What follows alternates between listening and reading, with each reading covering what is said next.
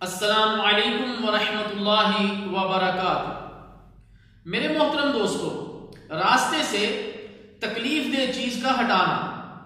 حضرت ابو ذر رضی اللہ تعالی عنہ روایت کرتے ہیں کہ میں نے رسول اللہ صلی اللہ علیہ وسلم سے عرض کیا، اے اللہ کے نبی صلی اللہ علیہ وسلم، مجھے کوئی ایسا عمل بتا دیجئے جس سے مجھے فائدہ حاصل ہو۔ تو پیارے نبی صلی اللہ علیہ وسلم نے ارشاد فرمایا، مسلمانوں کے راستے سے تکلیف دہ چیز کو ہٹا دیا کرو۔ صحیح مسلم۔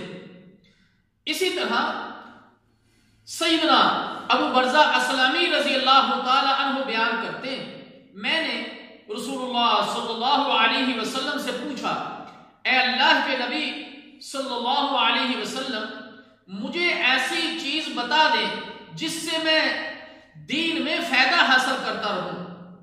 تو رسول اللہ صلی اللہ علیہ وسلم نے ارشاد فرمایا، مسلمانوں کے راستے سے تکلیف دینے والی چیز کو دور کر دو۔ صحیح مسلم۔ اللہ تعالیٰ جل شانہ سے دعا ہے کہ اللہ تعالیٰ ہمیں اس حدیث مبارکہ پر عمل کرنے کی توفیق عطا فرمائے۔ والسلام علیکم ورحمۃ اللہ وبرکاتہ۔